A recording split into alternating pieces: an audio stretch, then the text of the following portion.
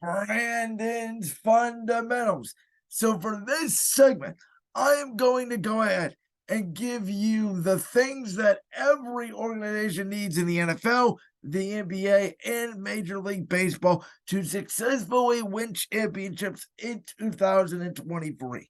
As I mentioned at the top of the show, the world has changed. This is not the 2000s anymore, where it's all based on power hitting and running the football and playing good defense and having back to the basket centers. This is not the 2010s anymore, though it was a little bit more modern. This is the 2020s now, and we know that certain formulas work to win in sports. And so I'm going to break down those formulas right here, right now. Let's go ahead and let's turn on some general sports background music and start off this segment with the National Football League. So, the number one thing I believe in the NFL you need to win is the quarterback position. We saw it this year with the San Francisco 49ers. I don't care if you have the best offensive line, the best defensive line, the best weapons, yada, yada, yada. If you don't have that guy at the quarterback position, we've seen it time and time again. And I'm not just talking about an average quarterback. I'm talking about your Joe Burrows, your Jalen Hurts, your Josh Allen, your Patrick Mahomes, your Justin Herberts, your special quarterbacks. You can even throw Trevor Lawrence in that conversation. You need one of those guys to go out and win a Super Bowl. The only exception, obviously, being Nick Foles, who played like an elite talent in those two games, the NFC Championship game and Super Bowl 52. I also believe you need a combination of a great offensive line. You need a great defensive line, and you need to surround the quarterback with weapons. Uh, Listen, having the quarterback is great, but if he has nobody to throw to, he can't succeed. If he has nobody to block him, he can't succeed. And you need someone to be able to take down the quarterback. The name of the game, as they always say, is you got to have a quarterback and you got to be able to protect the quarterback and you got to be able to bring down the quarterback. So winning in the trenches with that quarterback, but also giving the quarterback plenty of weapons, 2 to 3 wide receivers, a tight end or two, running backs that can pass and block out of the backfield as well as run the football. Give your quarterback every tool in the toolbox to be successful. What also helps with that is number 3 on my list, an offensive minded staff. I've talked about this for the last probably year and a half. You look at the NFL right now, the most successful teams, and out of the 14 teams in the playoffs this year, 10 were offensive minded coaches. Out of the 8 that remained in the divisional round, 7 of them were offensive coaches. It is not a coincidence, folks. Defensive coaches, they think they can still play defense, run the ball, punt it, low scoring, and win games.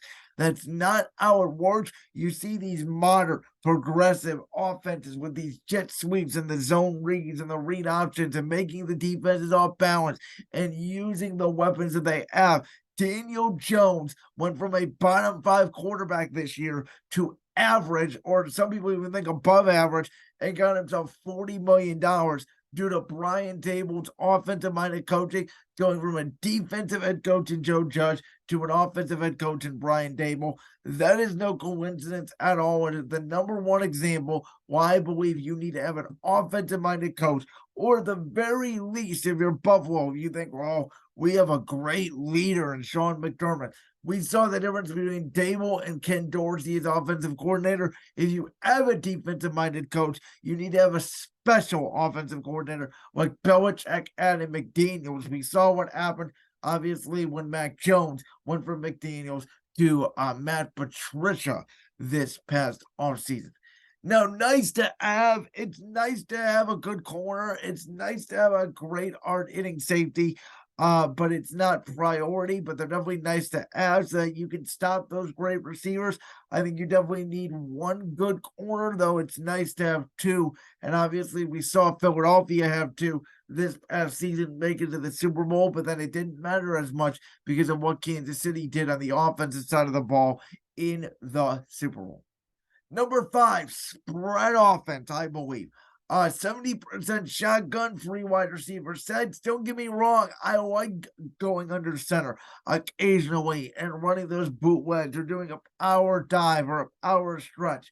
But you look at the great teams outside of San Francisco this year, the Giants, Philadelphia, as I mentioned, Dallas, Kansas City, Buffalo, Cincinnati. A lot of those offenses are run 70 to 75, if not more, out of the shotgun because it gives you more room. It gives the quarterback the ability to see the defense a lot more, make changes, and it gives you the opportunity to do those modern concepts of the zone read, of the RPOs, of the jet sweeps. That you can't do a lot of misdirection and things like that under center. And I think it hampers a little bit of San Francisco because San Francisco wants to be a power running team.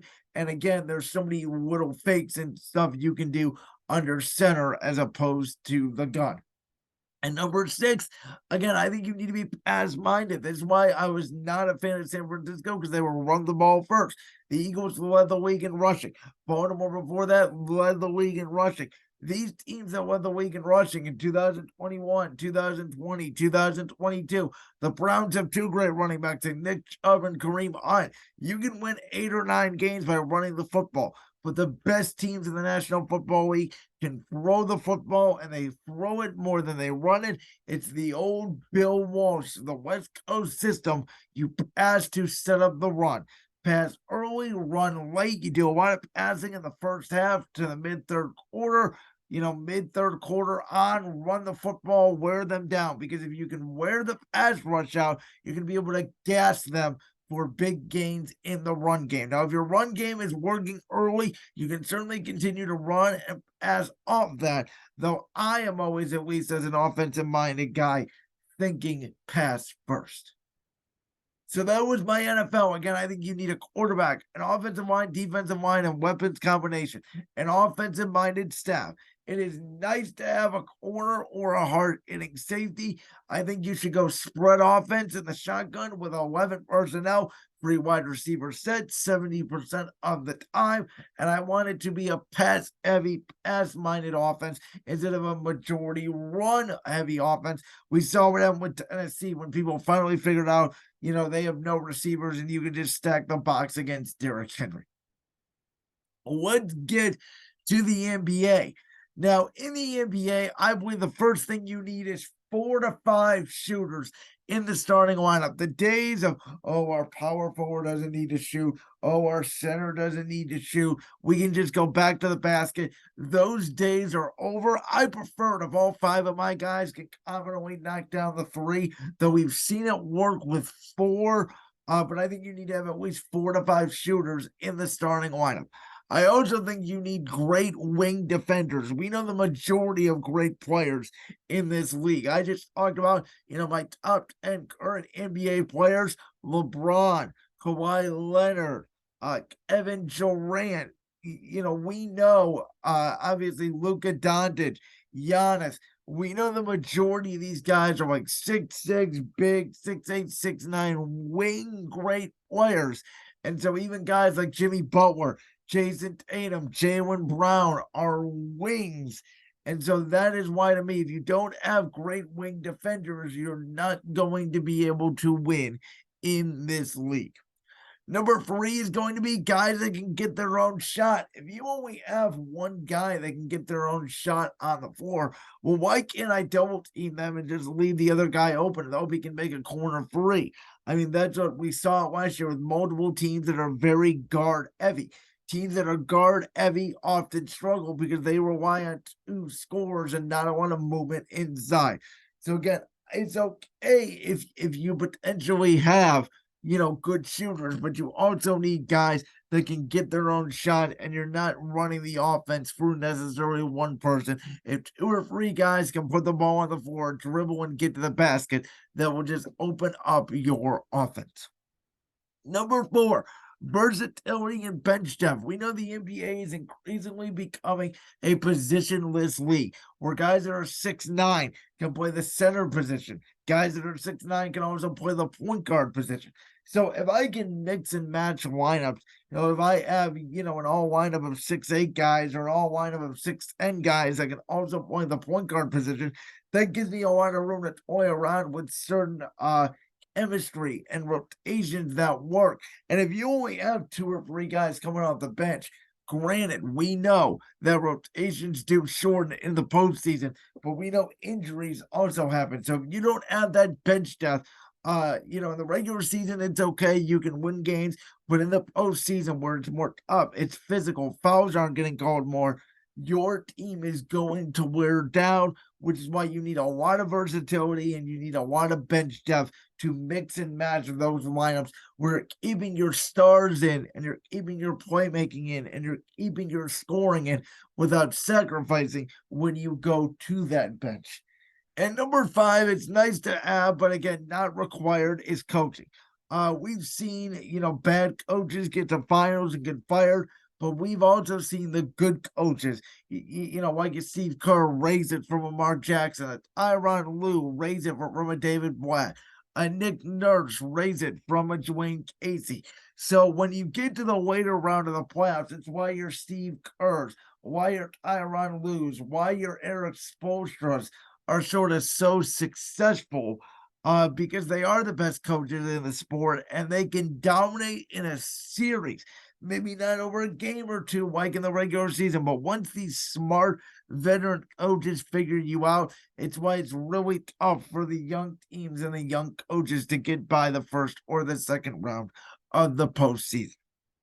So in the NBA, in order to win, I think you need 4 or 5 shooters in the starting lineup, great wing defenders, guys that can get their own shot, versatility and bench depth, and coaching. And now finally, in Major League Baseball, I think the number one thing you need is pitching. I think it still goes through pitching, whether it's both starter and bullpen. I think you need your starter to go 5 or 6 innings. I think you need your bullpen to go 3 to 4 innings. You can mix match lefty righty. I think you need a bullpen where you trust every single person in that lineup. We know the starters are not going to have their best night all the time, so we need a bullpen to back them up. Consequently, we need starters to 75 to 80% of the time carry the load because of the fact that we know our bullpen is not going to be sharp every single night. Baseball is still, even though scoring is up due to the pitch clock and the shift band, the bigger bases and all of that, baseball is still at heart a sport that, like no other almost, besides maybe hockey, right? Where runs only count at 1 at a time, and it's not as easy as putting the ball in the basket like it is in the NBA. Like baseball, if you're hitting 300, I always say that's at 30%, is you're going into the Hall of Fame. So it just shows how hard it is to hit pitching. It's really a defensive-minded sport, not a lot alike from the NBA and the NFL, which is slowly turning into offensive sports. And so because of that, you really need a good pitching staff and just hope that your lineup can get enough runs to get you over the edge. Speaking of lineup, a balanced lineup with hitting power and contact. It's not enough anymore to have all power hitters. It's not enough to have just contact hitters anymore. You need a good versatile lineup where it's 5 lefties and 4 righties, or vice versa. Or you have 3 and 3 and 3 switch hitters. Being able to change the lineup up and down and going based off matchups and doing, a contact guy, a good hitter, a power hitter, then a good hitter, then a power hitter, then a contact hitter, then a power hitter, then a good hitter, then a contact hitter. Just giving every single different lineup and every different scenario you can to lengthen your lineup and trying to create not any weak spots in that scenario. And finally, in baseball, I think you do a lot of the NFL, but you need a veteran manager, a veteran coach that knows the ins and outs, does not get rattled in postseason series, knows when to take out the starters, knows when to make a pinch hitting situations, because baseball managing is so strategic, and the difference between one run versus another run could be a big difference in deciding if you're going to win the game or not. So that is my Brandon's Fundamentals, the first ever Brandon's Fundamentals segment where, again, I give you what you need to win in today's sports. NFL, obviously, we know it's a more offensive leading league. NBA is turning offensive, but you certainly need those great wing defenders. And in baseball, it's really all about having that balanced lineup with the great pitching and the veteran manager. Do you like that clip from the Brandon's World podcast? If so, make sure you go down there and hit that subscribe button. While you're down there hitting the subscribe button, make sure to also hit the notification bell so you never miss another upload. And make sure you check out all the other clips from the Brandon's World podcast right here on YouTube.